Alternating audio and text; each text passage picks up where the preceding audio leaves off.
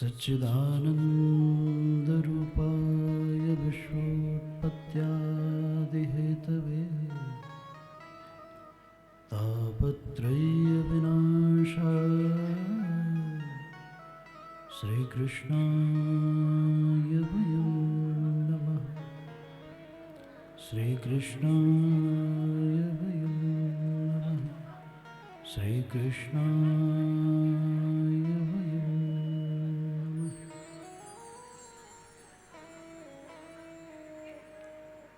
गुरुर्ब्रह्मा गुरुर्विष्णुः गुरुर्देवो महेश्वरः गुरुः साक्षात् परब्रह्म तस्मै श्री गुरुवे नमः।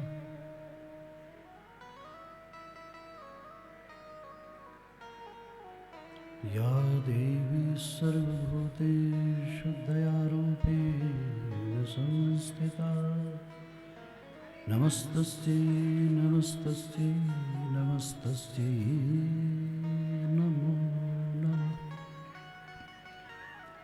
ॐ विश्वानि देव सवितुर्दुरितां परास्व यत् भद्रं तन्नासु शान्तिः शान्तिः शान्तिः।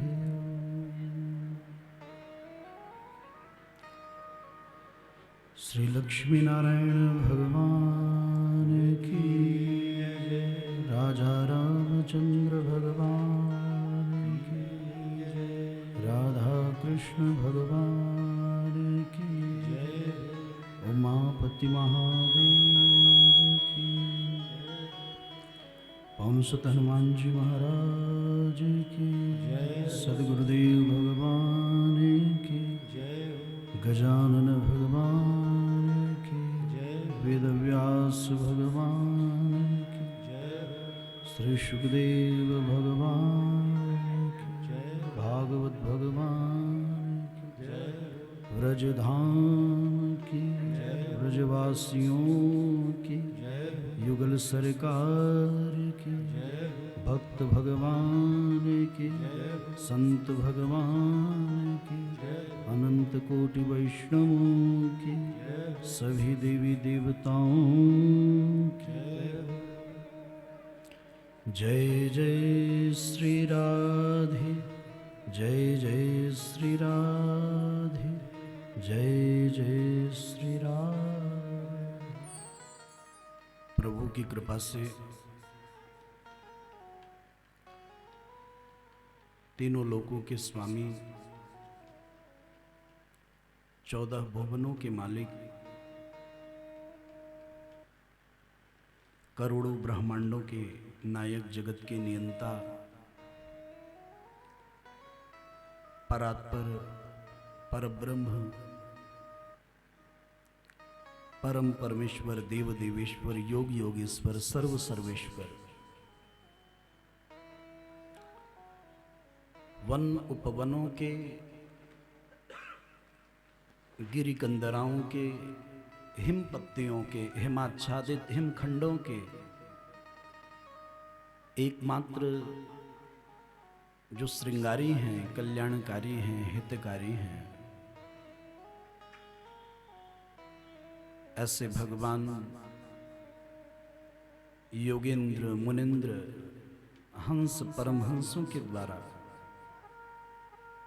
जो परम सेव्य हैं, परम पूजित हैं, परम वंदित हैं, परम अर्चित हैं, परम मान्य हैं, भक्तों के द्वारा जो पूर्णतः हृदय से स्वीकृत है, स्वीकार किए गए हैं, ऐसे ईश्वर आप्त काम विगत काम पूर्ण काम श्याम सुंदर भगवान की महती कृपा करुणा के फलस्वरूप यह श्रीमद् भगवदीय भागवत का सुंदर उत्तम उत्तम सर्वोत्तम बड़भाग हम सबको प्राप्त हुआ है।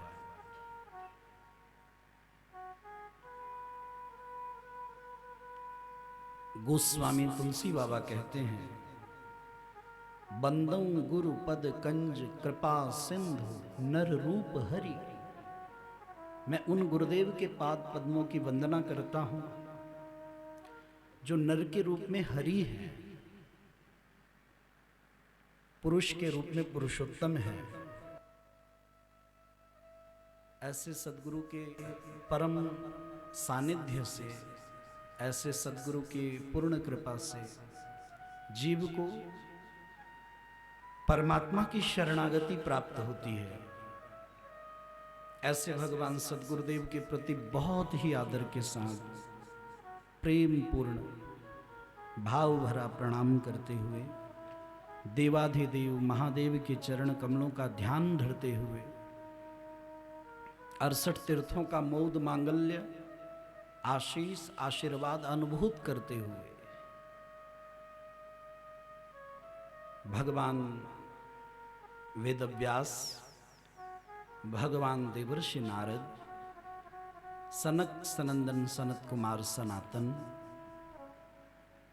इन सब के श्री चरणों में पादार विंदों में श्रद्धा पूर्वक वंदन करते हुए जो कथा के मूल वक्ता हैं, जो कथा के मूल श्रोता, जिनके सानिध्य को पाकर उन परमात्मा को प्राप्त कर लेते हैं, जिनके श्रीमुख से यह भागवत भगवान की कथा गाई गई है, यह श्रीमद् भागवत भगवान का पावन पवित्र सत्कर्म गाया गया है। ऐसे भगवान नारायण के शरणागत होकर हम आज के कथा सत्र में प्रवेश करेंगे।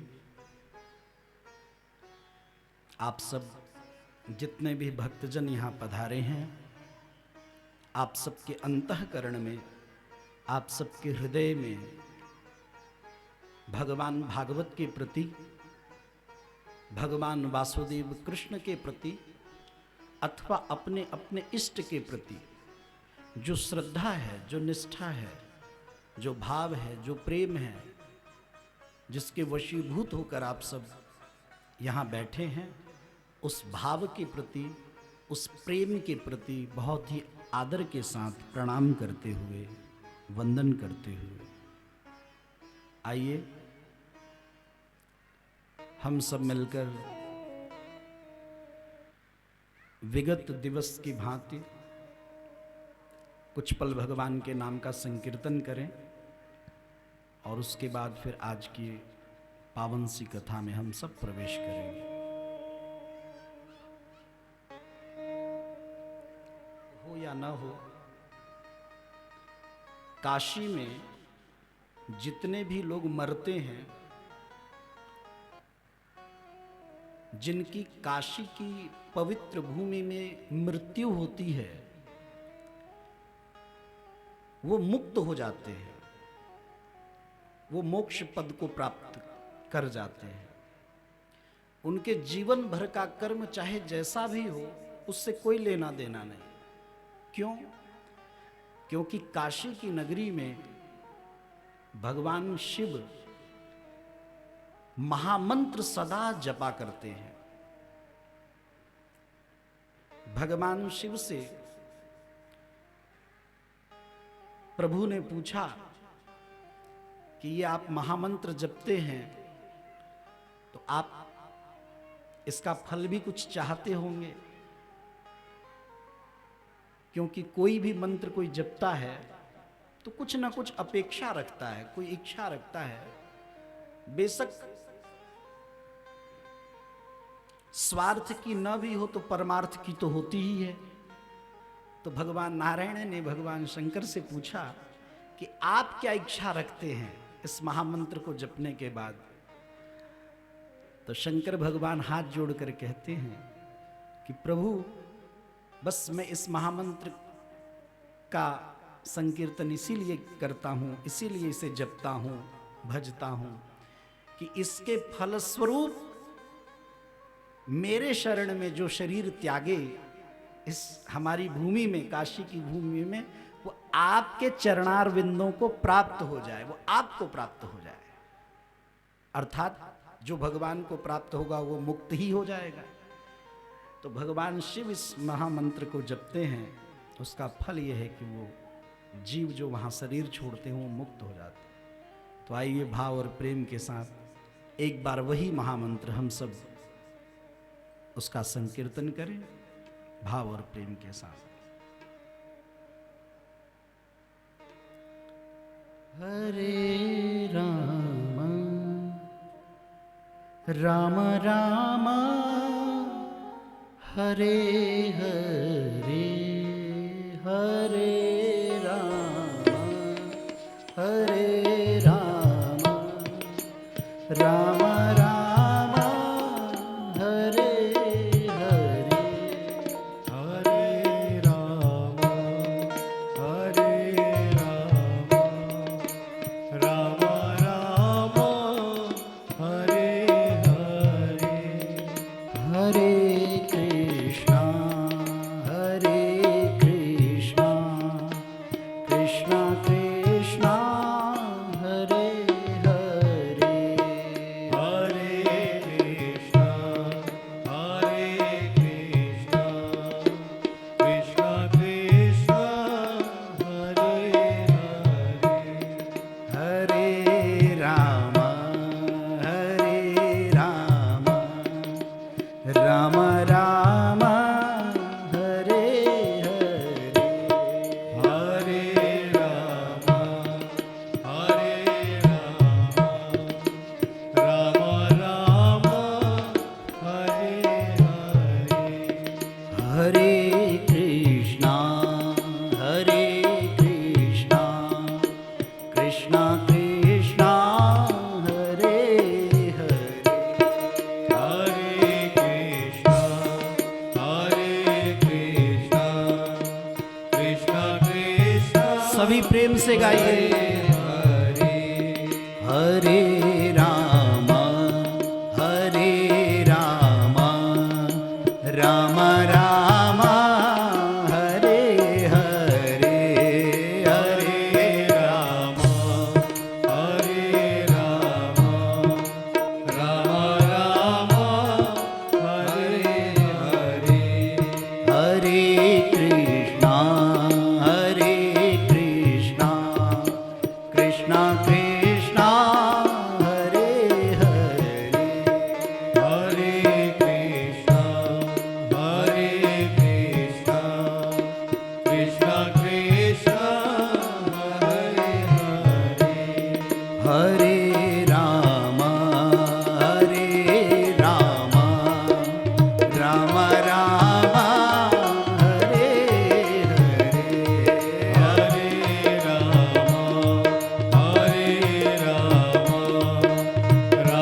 राम हरे हरे, हरे कृष्णा कृष्णा कृष्णा हरे हरे, हरे कृष्णा कृष्णा कृष्णा हरे हरे,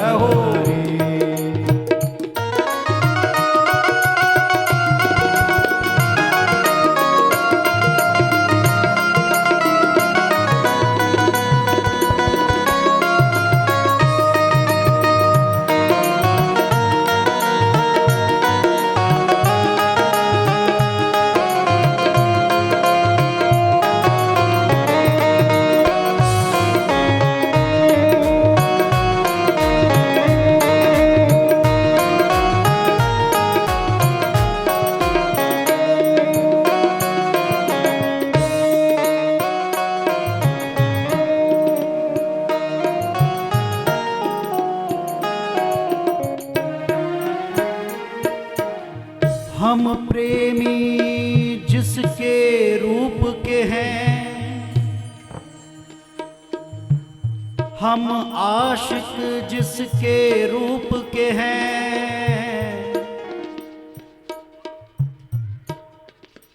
वो दिलवर सबसे निराला है, वो दिलवर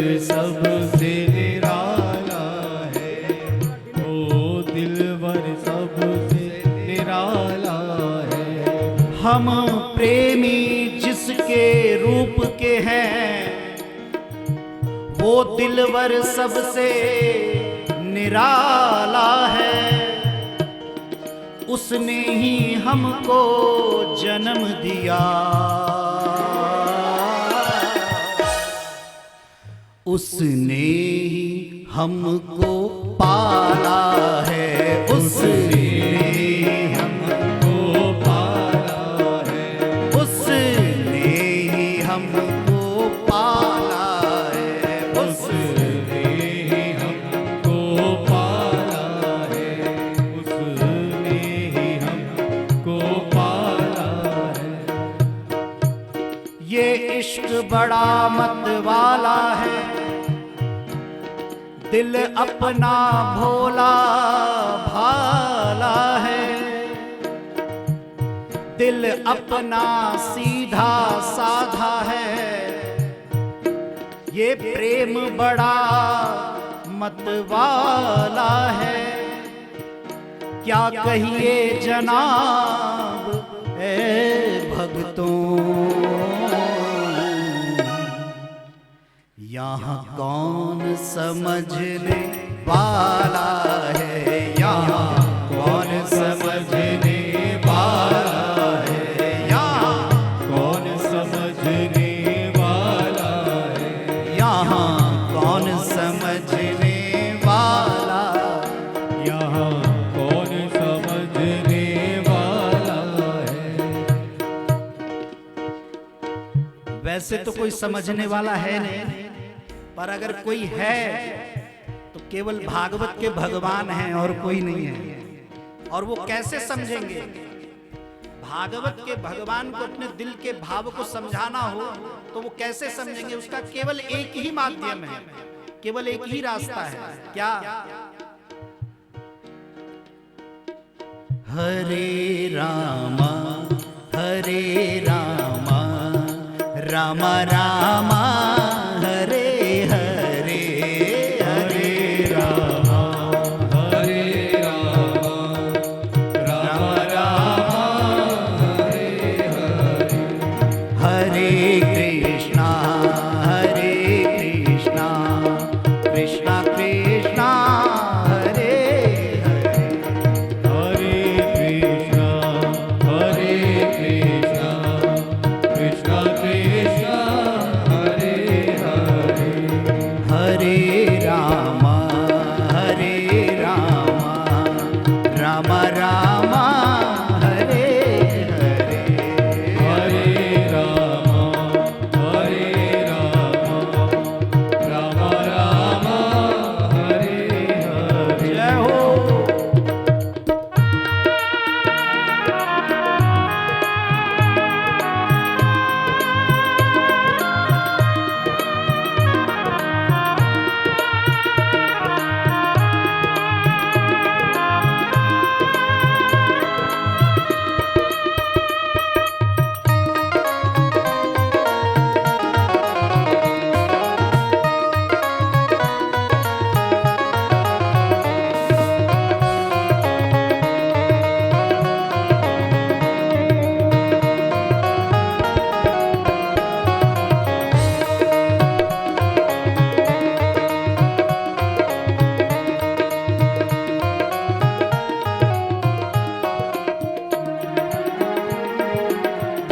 कबीरा सोता क्या करे।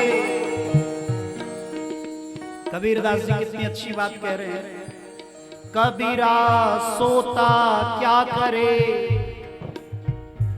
उठ जाग के जपो मुरार, उठ जाग के जपो मुरार, उठ जाग के जपो मुरार, उठ जाग के जपो मुरार। कबीरा सोता क्या करे,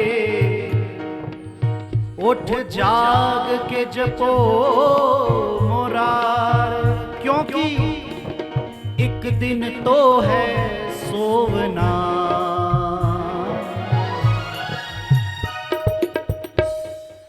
लंबे पांव पसार, लंबे पांव पसार,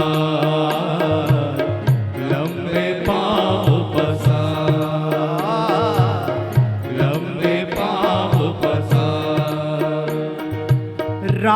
रमा राम रमा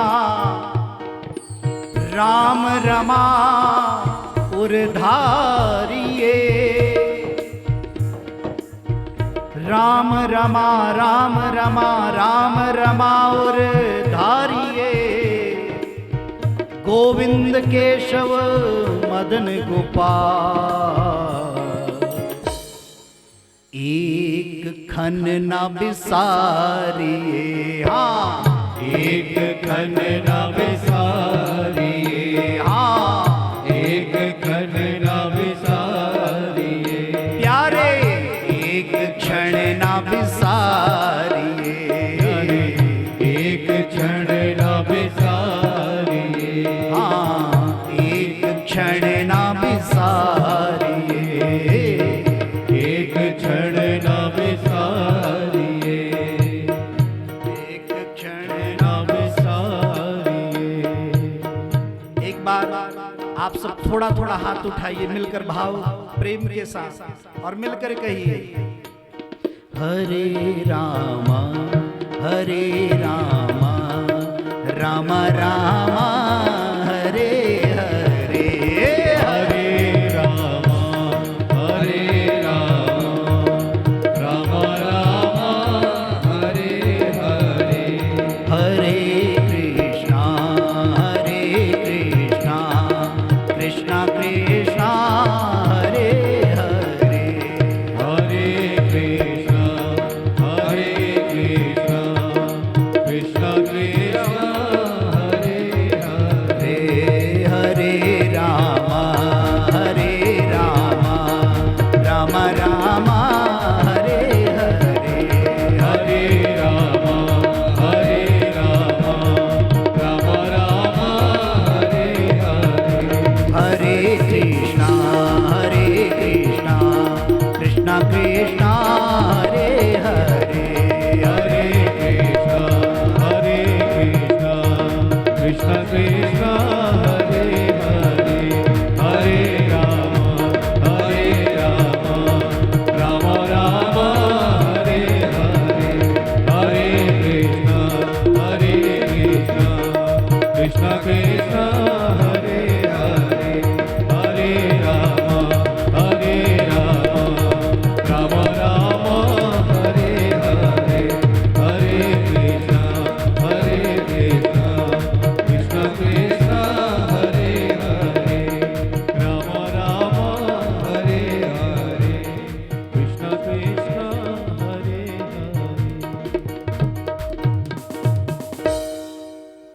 बोलिए श्री वृंदावन बिहारी लाल की जय हो। क्षण ना बिसारिए एक क्षण भी क्यों ना भूलें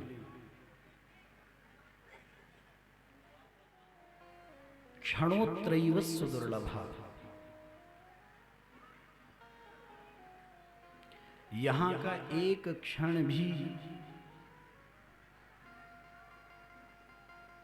बहुत दुर्लभ है, अत्यंत दुर्लभ है। क्यों दुर्लभ है? क्योंकि जो अप्राप्य है वह हमें प्राप्य हुआ है, जो अलभ्य है वह हमें लभ्य हुआ है। जो न मिलने वाली चीज है ऐसा मानिए वह चीज हमें गुरु गोविंद की महती कृपा करुणा से प्राप्त हुई है।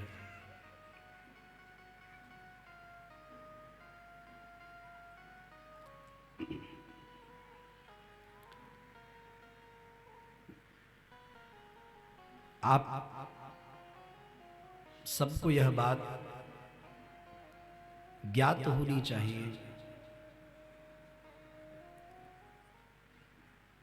जो भगवान की कथा हम सबको आप सबको प्राप्त हो रही है,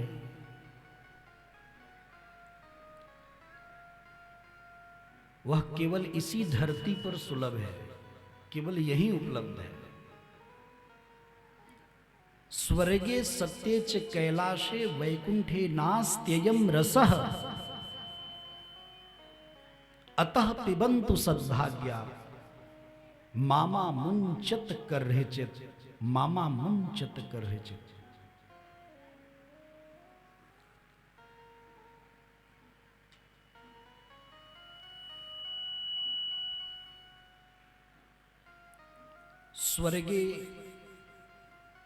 स्वर्ग में कौन है? इंद्र। उनके पास भी यह कथा उपलब्ध नहीं है। सत्यलोक किसका है? ब्रह्मा जी का। ब्रह्मा जी के भी पास यह कथा उपलब्ध नहीं है, सत्यलोक में भी नहीं है। कैलाश में भगवान शिव के पास भी यह उपलब्ध नहीं है। इन सब की तो बात ही छोड़िए। भागवतकार कहते हैं वैकुंठेपि अयम रसः नास्ति, वैकुंठ में भी यह रस नहीं है।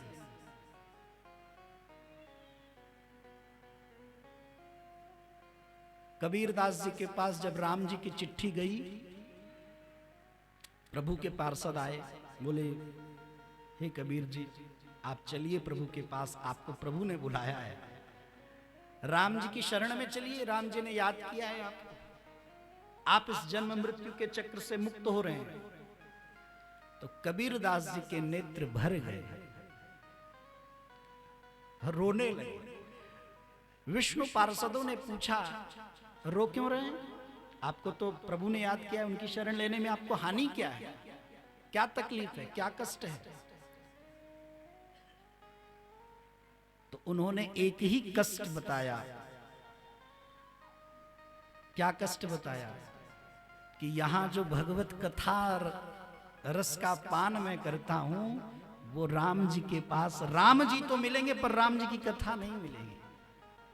राम संदेशा भेजिया दिया कबीरा रोए, जो सुख है सत्संग में सो वैकुंठ न हो। आप विश्वास करिए, भक्तों की यही निशानी है, भक्तों की यही पहचान है।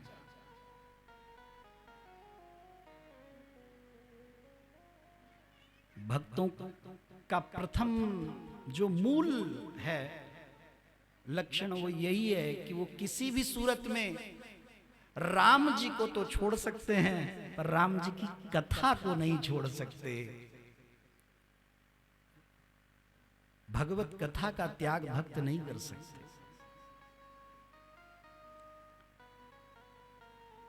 मैं आप सबको एक सत्य बात बताऊं। ब्रह्मा जी ने एक भक्त से कहा कि हे भक्त बंधु, तुम हमारा एक छोटा सा काम करोगे, एक छोटी सी बात है, क्या उसे मानोगे? भक्त ने कहा क्या? ब्रह्मा जी बोले मैं तुम्हें पूरी धरती का राजा बना दूंगा, सारे धरती का राज्य, धरत्री का सारा वैभव, सारा सुख, सब उसके तुम स्वामी बन जाओगे। बस एक काम कर दो, हमारा एक कहना मान लो। भक्त ने कहा क्या करना होगा? ब्रह्मा जी उससे बोले अपने इष्ट भगवान नारायण को एक क्षण के लिए भूल जाओ। एक क्षण के भूलने के लिए हम तुमको इतना बड़ा वैभव देंगे। हम और आप में से कोई होता तो क्या कहता, क्या करता? हम बताएं? हम में से आप में से कोई होता तो कहता है ब्रह्मा जी, हम तो अपने प्रभु को जिंदगी भर भूलने के लिए तैयार हैं, आप हमें धरती का राजा बना तो दो। हाँ, हमारी कैटेगरी यही है, हमारी स्थिति यही है। आप कहेंगे आप ऐसा कैसे कह सकते हैं? भैया ऐसा ना कहें तो क्या कहें? हम भगवान के सामने जब भी खड़े होते हैं, ईमानदारी से बताइए, जब भी भगवत दर्शन करते हैं, भगवत शरण लेते हैं, एक ही बात होती है, केवल स्वार्थ की पूर्ति हो जाए, जैसा चाहते हैं वैसा हो जाए, जो काम अटका हुआ है वो हो जाए। हम प्रभु के पास जाते तो हैं पर अपने लिए जाते हैं, हम प्रभु के पास कभी प्रभु के लिए नहीं जाते। हम जब भी प्रभु के पास जाते हैं प्रभु से मांगने के लिए जाते हैं, कभी प्रभु को मांगने के लिए नहीं जाते। भगवान कहते हैं यार जब देखो तब हमसे ही मांगते रहते हो, कभी हमें भी मांग लिया करो थोड़ा बहुत।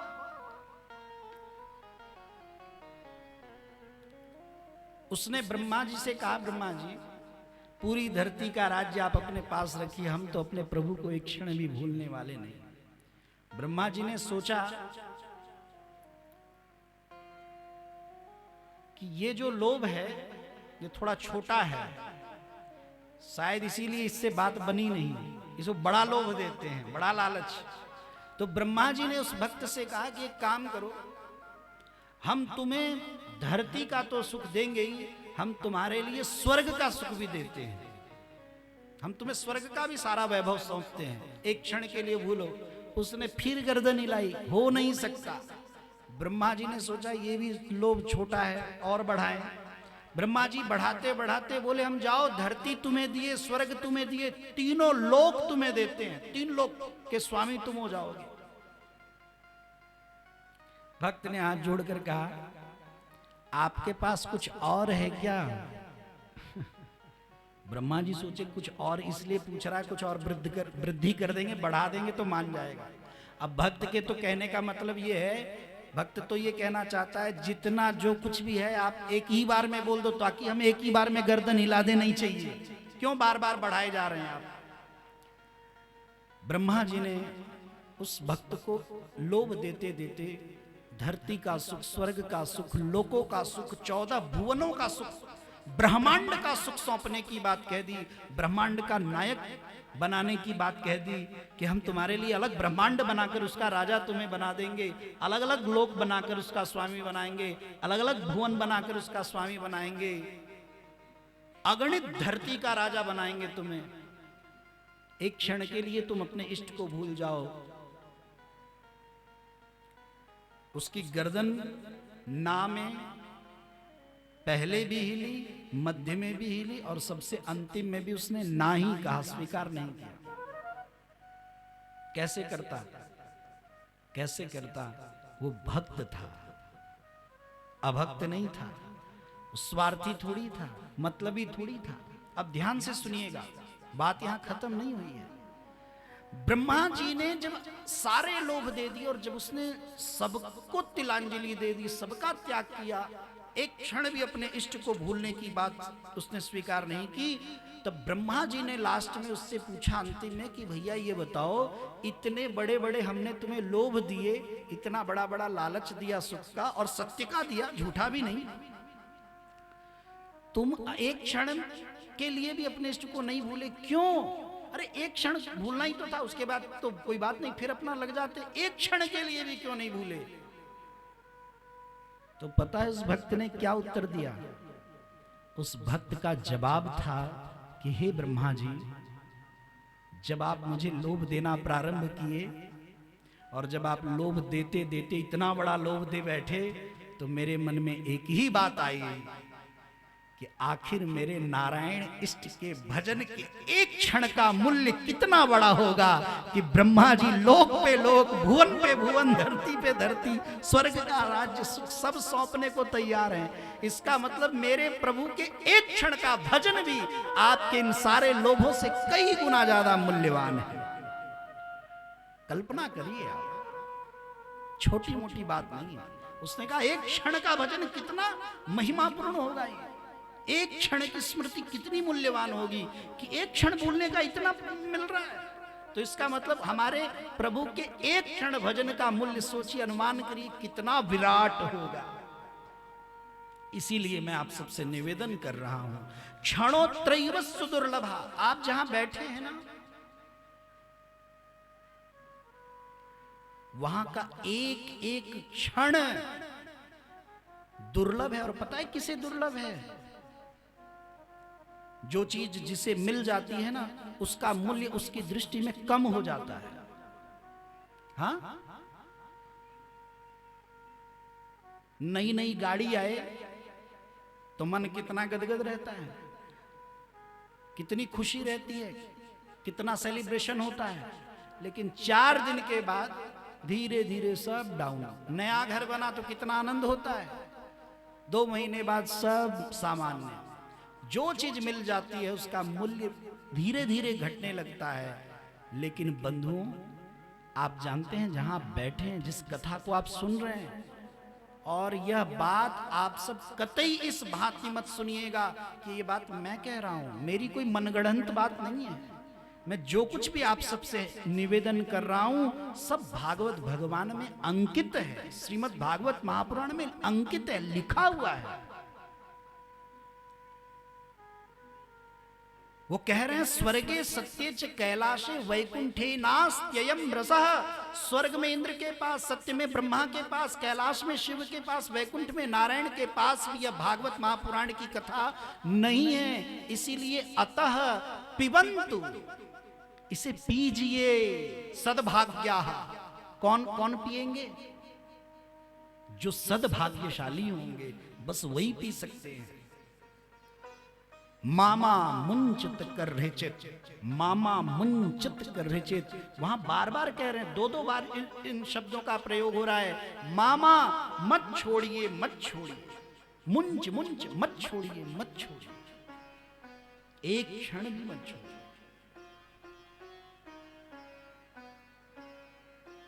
श्री भागवत पीयूषपानाय रसलंपटाः भवन्तश्च तथा शीघ्रम आयात प्रेम तत्पराः। इस भागवत के आंगन में कौन आता है पता है? हाँ, आप कहेंगे हम ही तो आते हैं। देखो समय हुआ नहीं कथा का कि पहुंच गए। कल भी आए थे, आज भी आ रहे हैं, आगे आगे भी आएंगे। तो हम जैसे ही तो आते हैं, पर वो हम जैसे कि हृदय में कौन सा रस होता है? प्रेम तत्पराः। जिनके हृदय में परमात्मा के प्रति प्रेम होता है वो कथा में आते हैं। रसिकाः, जिनके हृदय में कृष्ण भक्ति रस के पिपासा की परम प्यास होती है, वो लोग यहां पधारते हैं। ये वही कथा है जब श्री सुखदेव प्रभु राजा परीक्षित को सुनाने बैठे तो वहां देवता आ गए। अब जरा आप सब यह सुनिए कि आप सबको कौन सी कथा प्राप्त हो रही है। ये वही कथा है जब श्री सुखदेव जी राजा परीक्षित को सुनाने के लिए बैठे तो देवता वहां प्रकट हुए, इंद्र वहां आए और खाली हाथ नहीं आए। खाली हाथ नहीं आए, हाथ में एक कलश था। शुकम नत्वा वदन सर्वे स्वकार्य कुशलासुराः। अपना काम बनाने वाले देवता जो हैं वो हाथ जोड़कर सब श्री सुखदेव प्रभु के चरणों में प्रणाम कर कर बोले, प्रभु हम आपको कुछ देना चाहते हैं। श्री सुखदेव प्रभु मुस्कुराकर बोले, क्या देना चाहते हैं? ये भेंट लाए हैं, कलश। इस कलश में क्या है? इंद्र ने कहा, महाराज इस कलश में अनमोल रस है, अनमोल रस।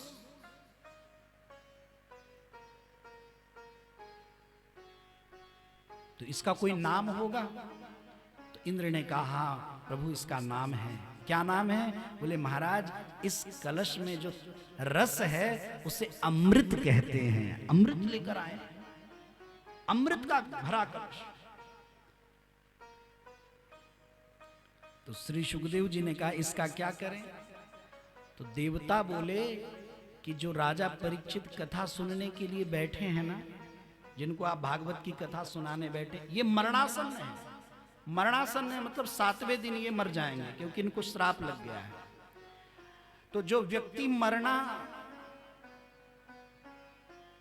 सन्न होता है, मृत्यु के निकट होता है, वो मरना नहीं चाहता। बहुत सारे लोग आपने देखा होगा मृत्यु की वो इतना कष्ट पाते, इतना दुख भोगते हैं शरीर से कि मृत्यु की याचना करने लगते हैं कि मर जाए तो भला। लेकिन जब मृत्यु निकट आती है, यमदूत जब लेने आते हैं ना, तो भारी से भारी कष्ट पाने वाला व्यक्ति भी मृत्यु को प्राप्त नहीं होना चाहता। उसकी ममता, उसका मोह, उसकी आसक्ति उसे इस भांति जकड़े रखती है कि वो सोचता है थोड़ा और जी लेता, थोड़ा ये देख लेता, थोड़ा वो देख लेता। तो श्री शुकदेव प्रभु से इंद्र ने कहा कि ये मरणासन है और मरने वाला व्यक्ति मरना नहीं चाहता, हम इनके लिए अमृत लेकर आए हैं, ये अमृत इनको पिला दीजिए। तो ये मरेंगे नहीं, अमृत पी के तो अमर हो जाएंगे।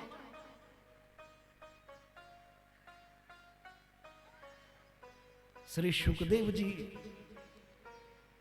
अंदर ही अंदर कुछ पल के लिए बड़े गदगद हुए। क्यों गदगद हुए? बोले ये देवता स्वार्थी हैं। आज पहली बार जिस अमृत को पाने के लिए बहुत कष्ट उठाया इन्होंने, समुद्र मंथन किया, दैत्यों के साथ संधि की, हाँ, बहुत परिश्रम के बाद जो अमृत मिला, और अमृत परम दुर्लभ है, अमृत कहां सबको सुलभ है, वो देने आए हैं, तो बड़े दिल वाले हैं। अगले ही पल जब देवराज इंद्र ने कहा महाराज ये अमृत ले लीजिए, पर बदले में ये जो भागवत की कथा है ना, कथामृत, ये हमें दे दीजिए। एवं विनिमये जाते सुधा राज्या प्रपीयताम प्रपास्यामो वयम सर्वे श्रीमद् भागवतामृतम। श्री सुखदेव प्रभु से इंद्र ने कहा एवं विनिमय जाते, इस प्रकार अदला बदली कर लेने से राजा अमृत पी लेंगे और हम भागवत कथा अमृत प्राप्त कर लेंगे। ओहो, श्री सुखदेव जी सोचते हैं कि भैया ये देवता बहुत चतुर हैं, बड़े चालाक हैं, एक गड़बड़ी कर दी। अच्छा एक बात बताइए, यहां कथा हो रही है, अगर किसी को प्रेम पूर्वक कथा सुनने का मन हो, वो आकर बैठ जाए तो कथा सुनेगा ना। इंद्रादि देवताओं को भी यदि प्रेम पूर्वक कथा सुननी होती तो जितने भीड़ में सब ऋषि मुनि महात्मा साधु संत बैठे थे तो वो भी बैठ जाते, वो भी सुनते। श्री सुखदेव जी किसी को भगाते थोड़ी। लेकिन देवताओं ने क्या किया, लेन देन की बात की, सौदा कर रहे हैं, अमृत ले लीजिए, कथा अमृत दे दीजिए। मैं आप सबको एक संकेत कर रहा हूं, और संकेत क्या कर रहा हूं, यह कथा खुद ही स्पष्ट बता रही है कि देवता मूर्ख तो हो नहीं सकते, देवता तो परम चतुर हैं, और वो भी देवताओं के राजा इंद्र। तो आप ये सोचिए कि जो अमृत खुद दुर्लभ है, खुद इतने समुद्र मंथन के भारी परिश्रम के बाद जो अमृत प्राप्त हुआ, उस अमृत को देने के लिए यदि भागवत के लिए तैयार हैं, तो आप सोचिए कि मूल्य बड़ा किसका होगा। आप बताइए।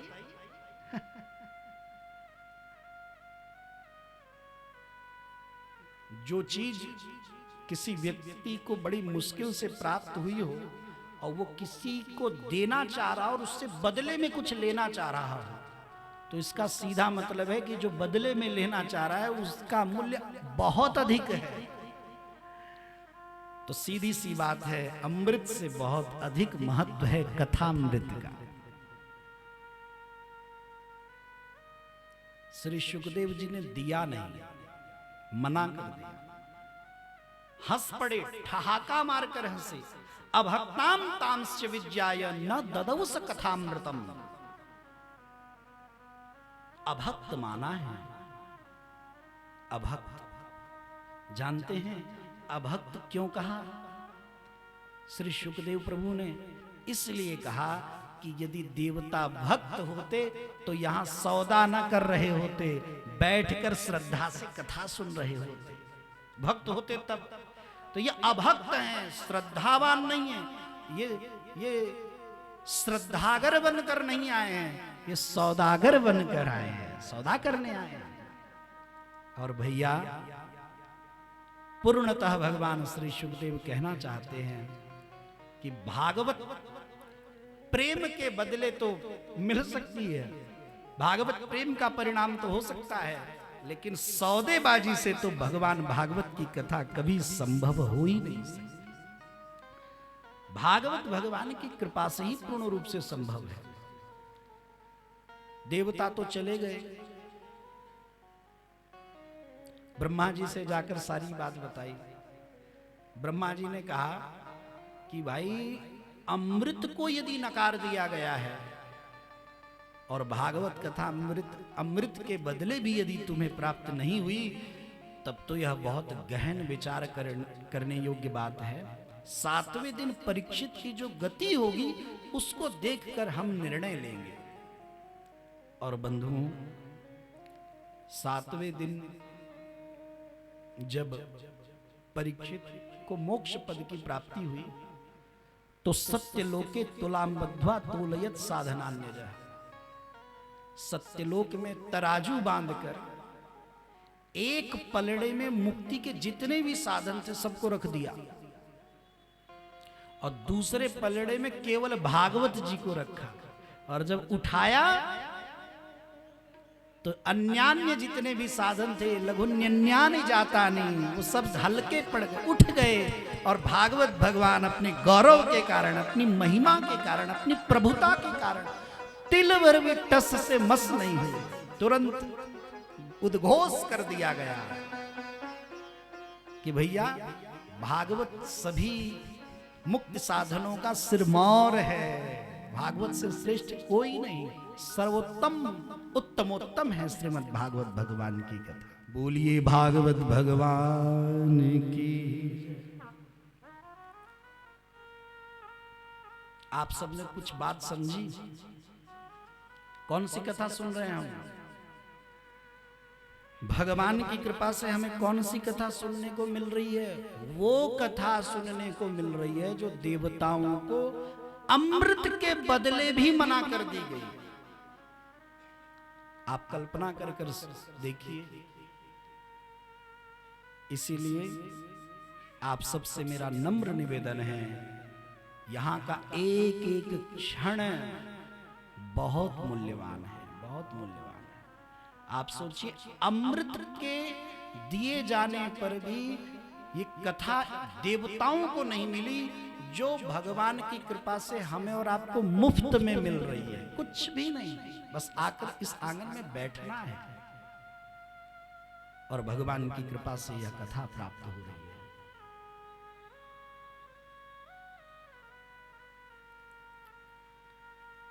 नैमिष की पावन भूमि में 1000 वर्ष में होने वाले सत्र के लिए बैठे हैं शौनकादिक ऋषि।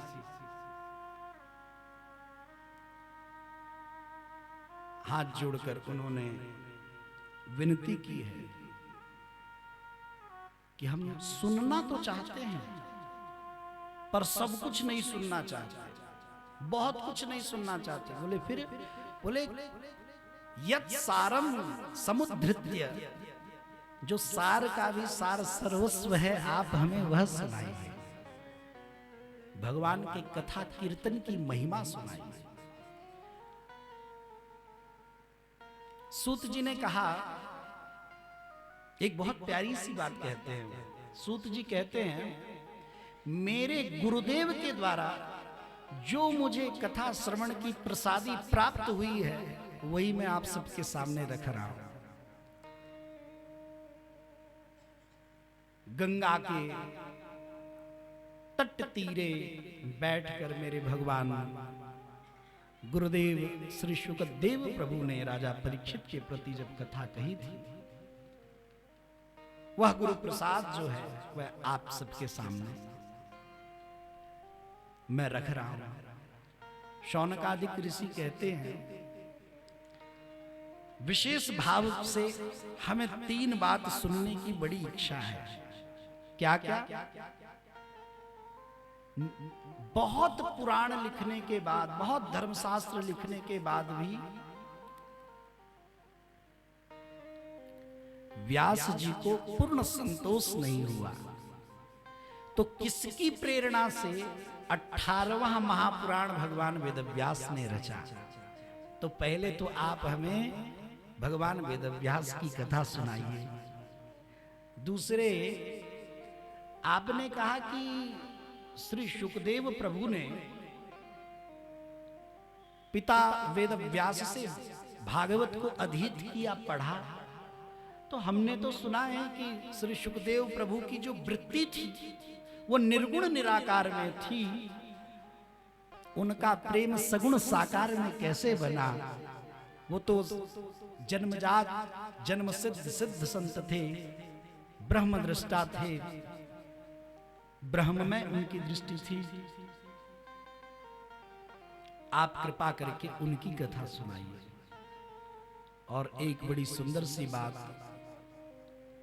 युवावस्था में सब संसार के भोग को भोगना चाहते हैं, संसार के सुख को पाना चाहते हैं। आप कृपा करके हमें यह बताइए कि युवावस्था में राजा परीक्षित ने अपने राज्य का त्याग करके, अनशन लेकर, अन्न जल का त्याग करके वो गंगा के किनारे क्यों गए, कैसे गए?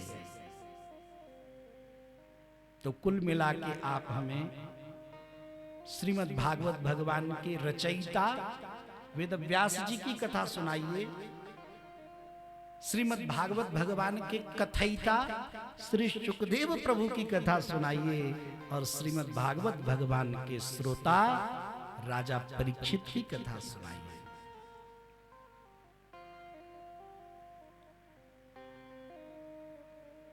सूत जी कहते हैं, कृष्णः प्रियं सकल कल्मषनाशनम च।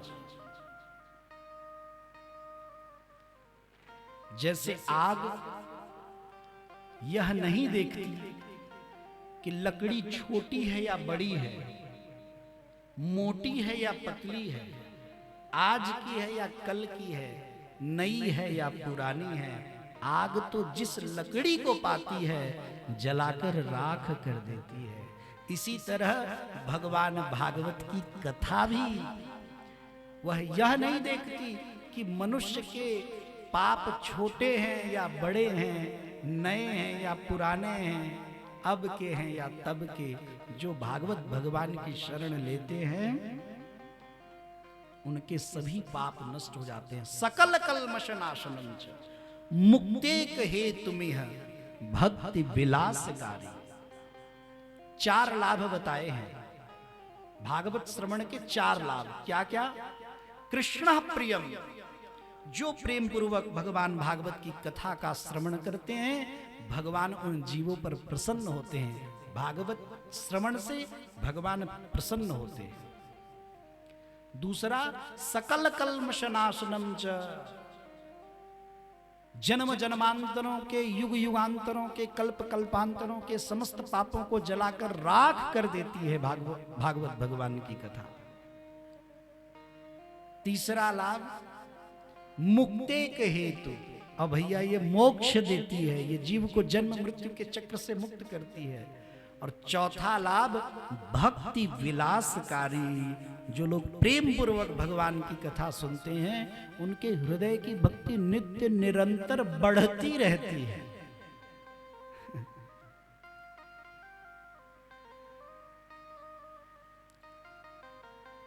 जो यह कथा है ये तरणी है। तरणी, तरणी माने क्या होता है? तरणी माने नौका। देखिए, जो इसके मूल वक्ता हैं, ऐसे भगवान का नाम जो है वह भी 4 अक्षर वाला है, नारायण, नारायण भगवान। और भागवत भी 4 अक्षर से ही है, भागवत। भा मतलब होता है प्रकाश। जिस प्रकार गुप्त अंधेरा हो, कहीं डीप डार्कनेस कहीं हो, एकदम घना अंधकार हो, और वहां एक छोटा सा दिया जला दे, यदि कोई छोटा सा दीपक जला दे तो उस के अधिकार में जो सीमा आएगी वो प्रकाश से पूर्ण हो जाएगी, प्रकाश से भर जाएगी, उजास हो जाएगा, प्रकाश हो जाएगा। इसी तरह ये प्रकाश पूर्ण कथा है। भागवत क्या करती है? हृदय के अंधकार में, हृदय में कैसा अंधकार होता है? हृदय में अज्ञान का अंधकार होता है, तो हृदय के अज्ञान के घने अंधकार में ये भागवत प्रकाश पुंज बनकर जब प्रकट होता है तो सारा अज्ञान ध्वस्त हो जाता है, दूर हो जाता है, मिट जाता है। दूसरा अक्षर है ग। ग मतलब होता है ज्ञान की गति। गति माने ओर, ऐसा ज्ञान जो आपको गति दे, ओर दे। किसका? भैया जगत की ओर से जो आपको हटाकर जगत पति की ओर जो ले जाए, वही भागवत भगवान की कथा है, जो जगत से आपको हटाए। और जब तक आप जगत से हटेंगे नहीं, तब तक बात बनेगी नहीं। भगवान ने जगत में छोड़ा क्यों है पता है? भगवान ने जगत में बच्चा मां को कब तक नहीं पाता। मां क्या करती है? बच्चा जब ऊधम मचाता है, जिद करता है, रोता है, चीखता है, चिल्लाता है, परेशान करता है, तो मां उसे 2-4 खिलौने पटक देती है, लो। तो बच्चा क्या करता है फिर? बच्चा खिलौनों में मस्त हो जाता है। तब उसे मां नहीं चाहिए होती, तब उसे कोई नहीं चाहिए होता, तो खिलौने में लग जाता है। मां कब मिलती है? जब खिलौनों को फेंक कर बच्चा रोता है, तब मां उसे अपने गोद में उठाती है। लेकिन पहले मां खिलौने देके फुसलाती है कि लो तुम पहले इसमें बिजी हो जाओ, इसमें उलझ जाओ। भगवान ने भी हम जीवों को इस संसार में छोड़कर माया के खिलौनों को डाल दिया, अलग अलग ग्रुपों में, अलग अलग चीजों में। लो तुम इसमें फंसे रहो, कुछ किसी में, कुछ किसी में, कुछ किसी में। जब तक उसका त्याग कर कर, जब तक उसको फेंक कर हम परमात्मा की ओर देखकर रोएंगे नहीं, तब तक परमात्मा हमें स्वीकार करने वाले नहीं है। तो ये ओर देती है भगवान की ओर। और तीसरा अक्षर है व मतलब होता है वैराग्य। वैराग्य का अगर सामान्य भाव समझेंगे तो जगत के प्रपंच से मन हटकर मोहन में आसक्त हो, मोहन में लग जाए, माधव में लग जाए, राघव में लग जाए, वो वैराग्य है। लेकिन वैराग्य का जब सूक्ष्म दर्शन करेंगे आप, जब वैराग्य को अंदर से झांक कर देखेंगे, तो आपको उत्तर मिलेगा वेदांत से, उपनिषद से, शास्त्रों से, पुराणों से, ग्रंथों से, कि परलोक का सुख भी स्वप्न में कभी न आए, उसी का नाम वैराग्य है। ध्यान से सुनिए, समझे बात को। हम तो परलोक का सुख छोड़िए, हमसे तो धरती का ही कुछ नहीं छूटता। परलोक का सुख भी मन में न आए, बस वो वैराग्य है। इस लोक की कौन कहे, परलोक का सुख भी, हमें धरती का सुख तो छोड़िए, हमें स्वर्ग का सुख भी ना चाहिए। ऐसा मन में भाव बन जाए, ऐसी स्थिति बन जाए, उससे पूर्ण वैराग्य कहते हैं। वो सच्चा वैराग्य, परलोक के सुख से भी मन वंचित रहे। हम तो बढ़िया जूता चप्पल बाहर उतार दें तो कथा में कम से कम 36 बार तो हमें जूता चप्पल ध्यान में आ ही जाता है। हाँ, और अगर नया खरीदे हो तब तो क्या ही कहना, थोड़ा महंगा वाला हो फिर तो पूछिए ही मत। एक बार भगवान की तरफ, दूसरी बार जहां उतारे हैं वहां।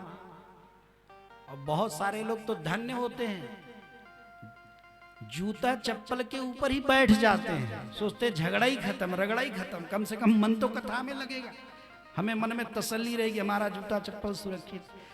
ये क्या है, आप समझिए क्या है।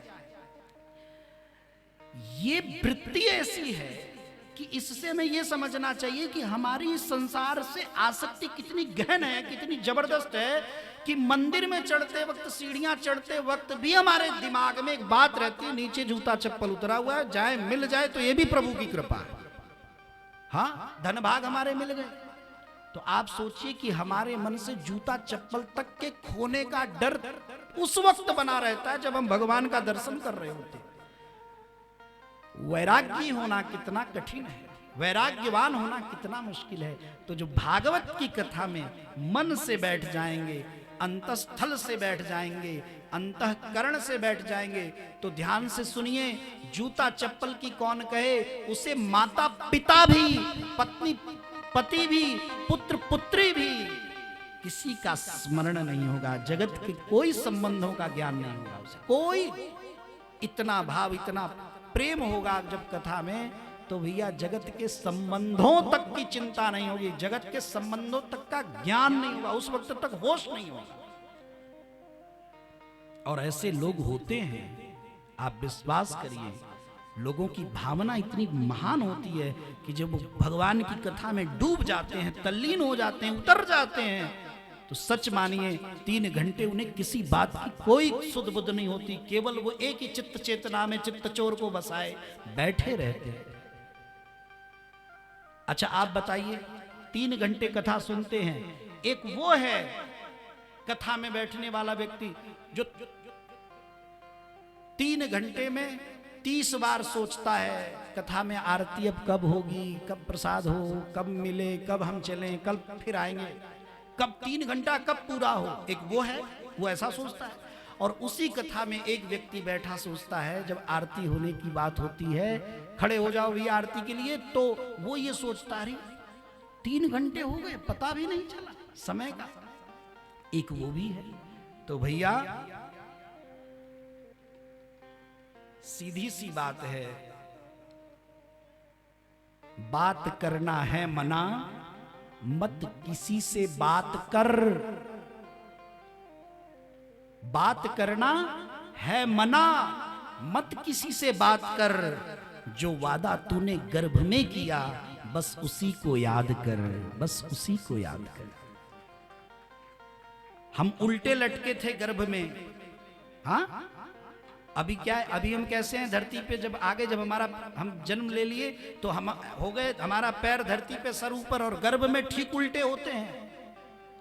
कबीरा वो दिन याद कर, पग ऊपर से शीश, इस दुनिया में आए कर तू भूल गया जगदीश। हाँ कबीर दास जी कहते हैं, कबीरा वो दिन याद कर, जब पग ऊपर से शीश, इस दुनिया में आए कर तू भूल गया जगदीश। जब तू गर्भ में उल्टा लटका था तब कहता था, हे प्रभु बाहर निकालिए, बाहर निकालिए। यहाँ की नारकीय यातना अब सहन नहीं होती, इतना कष्ट, इतनी पीड़ा, दुर्दांत दुख अब सहन नहीं होता, बाहर निकालिए। भगवान कहते निकालूंगा तो क्या करोगे? तो गर्भ का जीव कहता है, आपका नाम रटूंगा, आपकी कथा सुनूंगा, आपकी बातें करूंगा, आपकी महिमा गाऊंगा, आप में मन लगाऊंगा, आपका भजन करूंगा, आपकी शरण में रहूंगा, निकाल दीजिए। भगवान तरस खाते हैं, निकाल देते हैं। तो भैया जगत में आकर वो जगतपति को भूल जाता है, जगत के प्रपंच में रत हो जाता है। तो ये है भैया। तो आप मन से कथा अगर सुनेंगे तो आपके अंदर वैराग्य जगेगा। कैसा वैराग्य जगेगा? जब आप भगवान की शरण लेंगे तब आपको भगवान को छोड़कर और किसी की याद नहीं आएगी। और चौथा अक्षर क्या है? त। त माने क्या होता है? तरणी। संस्कृत में कहते हैं तरणी और हिंदी में कहते हैं नाव, नौका, नैया। भागवत क्या है? नैया है, नाव है, नौका है। अगर आपको नदी के इस छोर से उस छोर जाना हो, इस घाट से उस घाट, इस किनारे से उस किनारे, तो आप क्या करते हैं? नाव में बैठ जाते हैं। आप एक बात बताइए, नाव में बैठने का परिश्रम तो आप कर लेते हैं, बैठ जाते हैं, लेकिन नाव में बैठने के बाद भी आप कुछ करते हैं क्या उस पार जाने के लिए? हाँ भाई, नाव में तो बैठ गए कि इस घाट से उस घाट जाना है, नाव में बैठकर भी कुछ करना पड़ता है क्या? नहीं। हाथ पैर पटकना पड़ता है, कोई कुश्ती लड़नी पड़ती है। नाव में केवल बैठना पड़ता है। जो नाविक होता है, जो खिवैया होता है, जो केवट होता है, वो कहता है भाई साहब, अच्छा कोई उछल कूद करे, ज्यादा इधर उधर करे, तो वो क्या कहता है? अरे भैया ज्यादा उच्छृंखल मत बनो, उद्दंड मत बनो, इधर कूदा कूदी मत करो, शांति से बस बैठे रहो और तुम्हें कुछ करने की जरूरत नहीं, हम तुमको इस घाट से उस घाट पहुंचा देंगे। तो ये भागवत की नाव है, इसमें भी केवल आप सब आकर विराजिए और कुछ करने की जरूरत नहीं है। भव सागर के इस छोर से भव सागर के उस पार खिवैया भगवान कृष्ण कन्हैया अपने आप आपको किनारे लगा देंगे, कुछ करने की आवश्यकता नहीं, लेकिन बैठने की है। अच्छा, नाव में एक खास बात और है, एक मजे की और बात है। नाव में जो जग रहा होता है वो भी पार हो जाता है, और नाव में अगर किसी को नींद आ गई तो क्या वो पार नहीं होगा? वो बीच में थोड़ी रह जाएगा, वो भी पार हो जाएगा। तो इसी तरह भैया सोइए चाहे जगिए, पर भागवत की कथा में आइए। भागवत की कथा मतलब भगवान की शरण, इसका मतलब है जागत सोवत शरण तुम्हारी, तुम्हें छाणे गति दूसर नाही। हे प्रभु, हम चाहे जगे चाहे सोए रहें आपकी शरण में, आपको छोड़कर हमारी कोई दूसरी गति हो ही ना। ये है भगवान कहते चाहे जगो चाहे सो मेरी शरण में रहो, इस किनारे से उस किनारे हम तुम्हें लगा देंगे। लेकिन प्रेम से, शांति के साथ, भाव के साथ, आनंद से विराजना तो पड़ेगा। जो नाव में चढ़ेंगे वही पार उतरेंगे, और जो नाव में चढ़ेंगे ही नहीं, किनारे बैठे रहेंगे, तो आप बताइए लगेंगे पार? एक व्यक्ति समुद्र के किनारे कपड़े खोलकर बैठ गया, कपड़े उतार कर बैठ गया समुद्र के किनारे।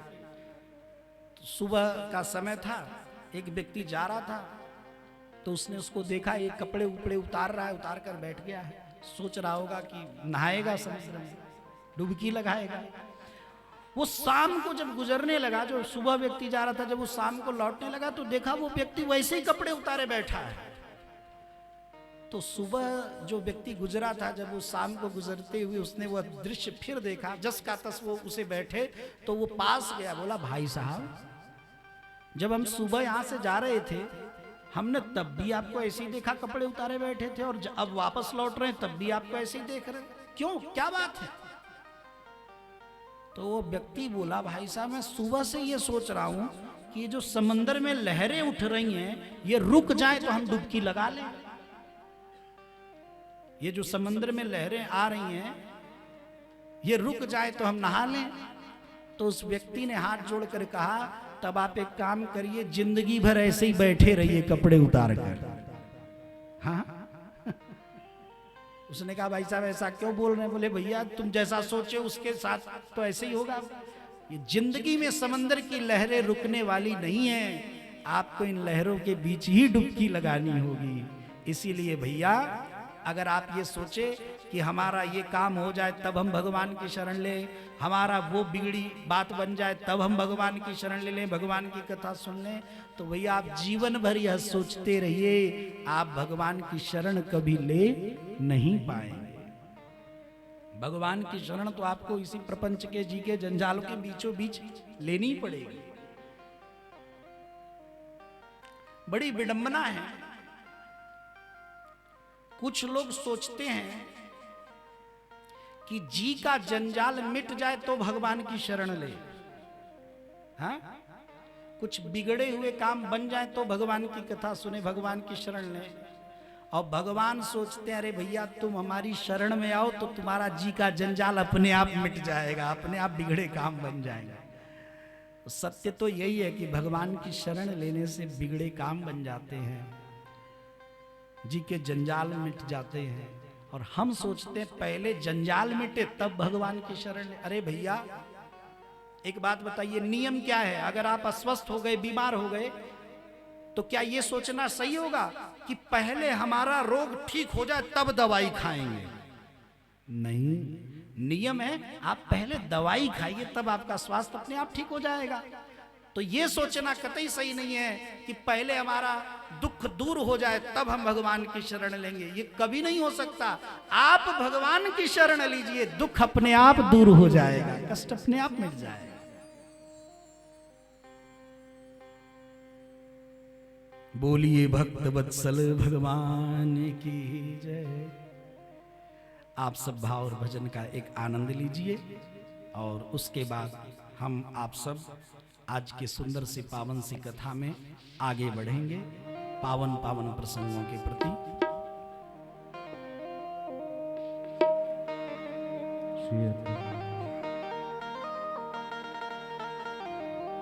सब कुछ